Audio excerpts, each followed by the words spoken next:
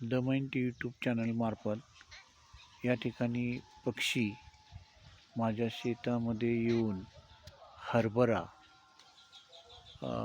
पिकाची अत्यंत चांगल्या शिला पडून चांगलं पीक आलेलं आहे आणि गाठे भरत आहेत.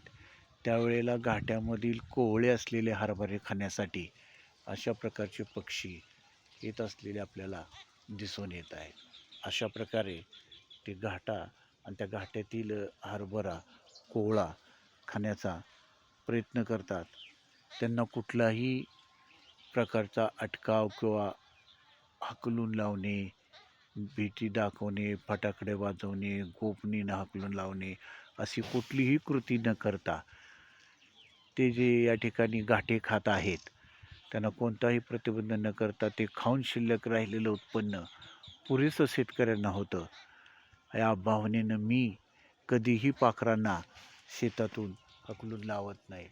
अशी ही पाखरं माझ्या अगदी जवळच्या अंतरावरती येऊन अशी जवळपास थांबतात. त्यांना खाण्यासाठी चारा हा उपलब्ध होत असतो. पाण्याची व्यवस्था शेजारी केलेली आहे.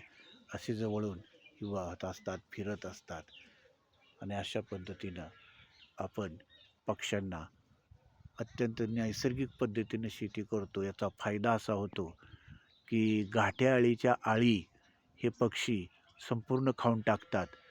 जरी गाठ्यातील हरभरा खात असले तरी गाठ्या अळीचं मोठ्या प्रमाणात निर्मूलन हे पक्षीच करत असतात. म्हणजे उलट त्यांचीच मला मदत होत असते आणि त्यांनी थोडा हरभरा खाल्ला तरी त्याचं कुठलंही नुकसान झालं असं मी मानत नाही. असे खूप पक्षी आहेत असं आपल्याला या ठिकाणी सर्वत्र दिसत आहेत. धन्यवाद.